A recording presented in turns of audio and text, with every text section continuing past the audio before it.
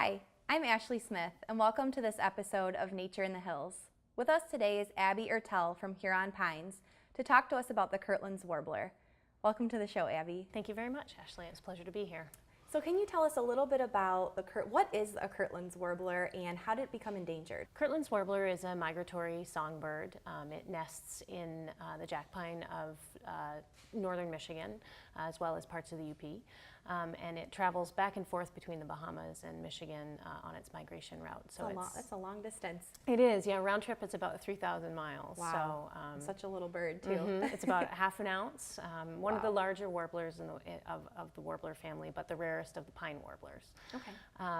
It became endangered really through a loss of habitat. It's a habitat specialist, which means it looks specifically for a specific type of habitat, right. and in this case it's the jack pine forest. And so as settlement started, you have some farming and logging happening, you start to see the essential habitat decline. But really the biggest thing was the suppression of fire. Right.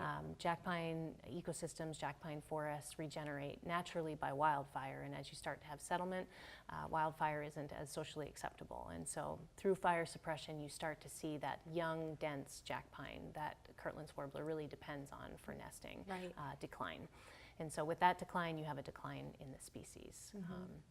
It was listed originally in 1967 as part of the Endangered Species Conservation Act, okay. And again in 1973 with today's inception of the Endangered Species Act. Okay, so it's been on the endangered species list for quite some time then. Yeah, 40 years. This is the 40-year anniversary of the Endangered Species Act, and being one of the original residents, it's been there the entire time.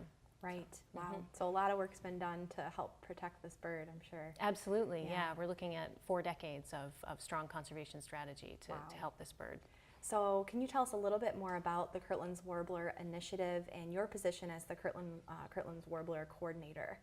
Sure. The Kirtlands Warbler Initiative, so because of that strong conservation, 40 years of that happening with our Michigan Department of Natural Resources, U.S. Fish and Wildlife Service, and U.S. Forest Service, and other conservation partners really looking to understand jack pine habitat and mimic those natural processes through harvesting and planting of jack pine, so you have that young habitat that Kirtland's warbler needs, as well as reducing threats. There are threats to Kirtland's warbler from brown-headed cowbird. Right. So those strong habitat management programs are put in place. They've been working hard on that, and we've seen the population increase to a point where we can talk about what's the future for Kirtland's warbler. So we have over 2,000 singing males as of the census this year. That's great. Yeah, which is a really comeback from the brink of extinction when you're looking at less than 200 singing males about in the 60s and again in the 80s. Right. And so as we look to the future, one of those potential possibilities is delisting from the endangered species list.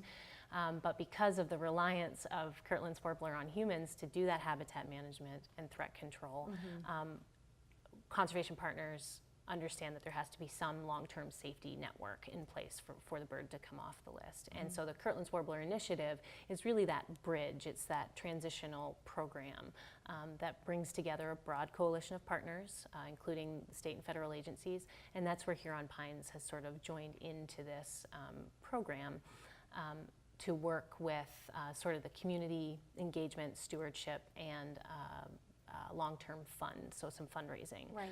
Because when you start to see an endangered species move away from legislative and funding protections of the Act, there'll be some critical gaps in programming that need to be addressed going forward. Right, and that sounds like a really important issue to work on. So how did Huron Pines first get involved, and maybe tell us a little bit more about Huron Pines? Okay. Huron Pines is a nonprofit conservation organization. We're based in Gaylord, Michigan, but we serve the 11 counties of Northeast Michigan. Okay. Our programs are sort of in 4 silos. We do watershed restoration, private land stewardship.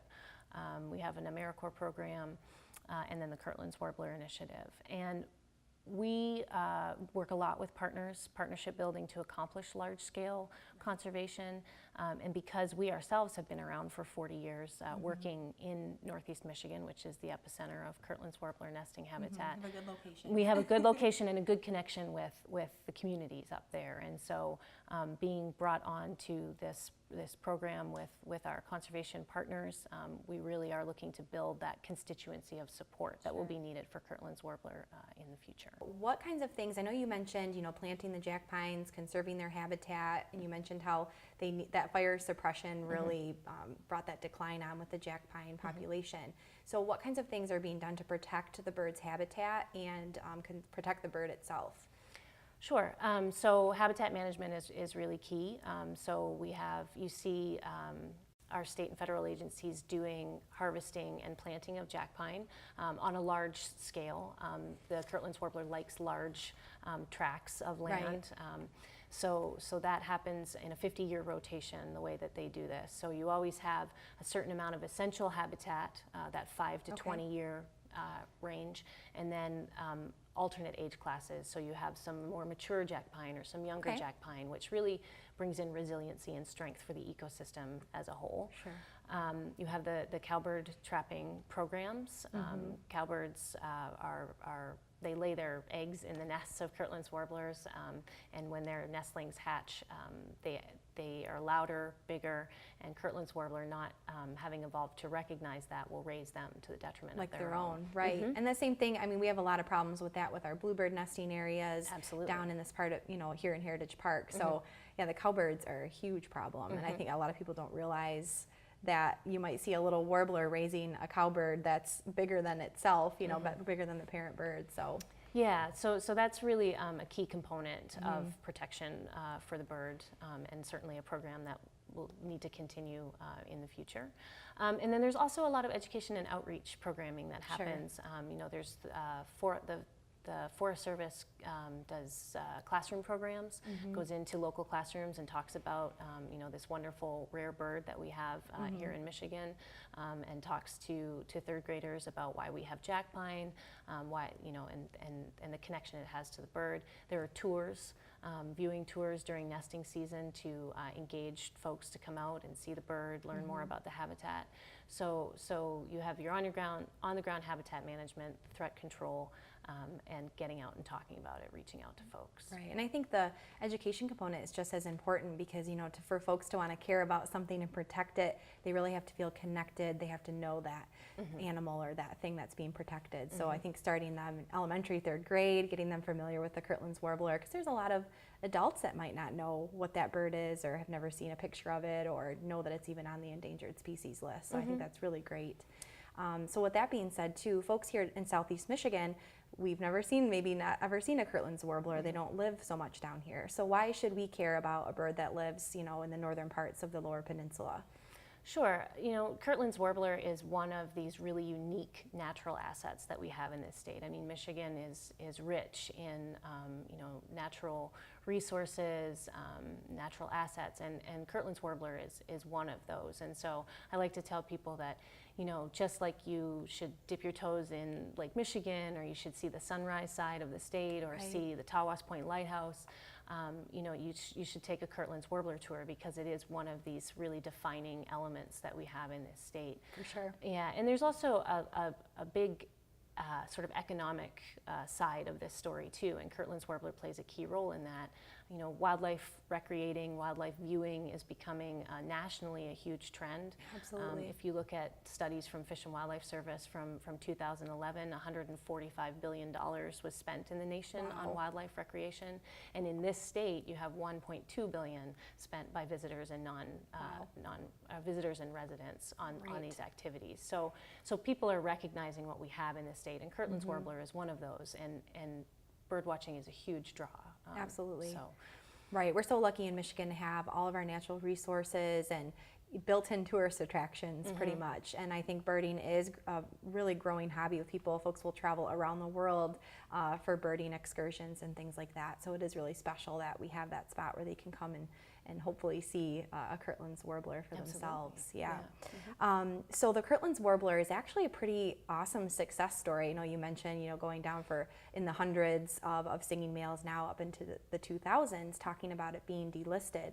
So what are the future plans for the bird if it's delisted, or if you're trying to, get the funding for it? What are your future plans? Mm-hmm. Well, that's a great question, because we're in this sort of transitional period. The goal is to see the bird ushered off of the list and supported long term, through public-private partnerships, which is really the framework of the initiative to bring the public and the private sector together, conservation sector, economic sector, local leaders, naturalists, birders, all these folks coming together to really support this bird long term. And so, we hope to see, progress through the initiative, through the building of a community stakeholder group, which we've called the Kirtlands Warbler Alliance, or they've called themselves the Right. Kirtlands Warbler Alliance, I should say. Our fundraising efforts and long-term interagency commitment from Fish and Wildlife Service, Forest Service, and the Michigan Department of Natural Resources to commit to long-term habitat management. With those three pieces in place, we hope to see Fish and Wildlife Service consider the delisting of the Kirtland's warbler. Oh, great. Yeah. It sounds like you have some really good partners too, so you're not in it alone. Excellent partners. I mean, if we didn't have the 40 years of recovery, we wouldn't even be able to talk about this exciting next step for Kirtland's warbler. And really, the initiative, this transition program, what we're doing with Kirtland's warbler, because it is a conservation-reliant species. When a species depends so heavily on humans Sure. for every element of its recovery, we're really setting a precedent nationally Right. and even internationally for conservation and endangered species management. If you look at the endangered species list, there's a large percentage of species on there that have some sort of conservation-reliant element to their recovery. Right. And so when the initiative is successful and puts these key strategies in place and does show long-term survival, you have major implications for those types of programs as well. Right, you're kind of building a plan for all those other species to become, get off the endangered species list as well. So that's pretty exciting, getting that national attention for a little songbird that lives in Michigan. Yeah, absolutely. And when you look again at recovery being rooted in Michigan, and now you Sure. have these future steps being put in place in Michigan, that's just a real source of pride, I think, for the state and for natural resource managers. And we have so much to be proud of that we don't even think about. So, so there's so much more information that folks can learn about the Kirtland's warbler and the Jack Pine forests, and about the initiative that you're working on. So how can folks learn more information about that? Well, certainly, we have, Huron Pines has a website, so you could visit us at huronpines.org. If you type in kirtlandswarbler.org, it will also bring you to our website, specifically to the Kirtland's Warbler Initiative information. Come and take a tour. I encourage folks to check out the Fish and Wildlife Service tours out of Grayling, Michigan, or the Forest Service tours out of Mayo, which run during nesting season. So come up and see this wonderful bird. Contact Huron Pines if you'd like to have a presentation or learn more. And we've just launched, actually, this is really exciting, a crowdsourcing fundraising effort. It's part of the CrowdRise Holiday Challenge. We are setting a goal of raising $10,000 for Kirtland's warbler, so we're really starting to put that fundraising side into motion. And so I would encourage folks to get on the CrowdRise website, search for Huron Pines or Kirtland's warbler, and make a small contribution to the future of this species. Great, great. And they can donate right on the webpage, can't they, as well, or a link to donate from the Huron Pines webpage? Yes, you can donate through our website as well. Okay, wonderful. So. Yeah, it's a huge effort, so I really want to get the word out and have folks, if they're interested in it, or even if they've never seen the bird or never been up to Grayling or Huron Pines, I think it's a really important thing that people should at least learn more about. So thank you so much for coming on the show today, Abby. Oh, no problem. It was my pleasure. Thank you. And thanks for watching this episode of Nature in the Hills.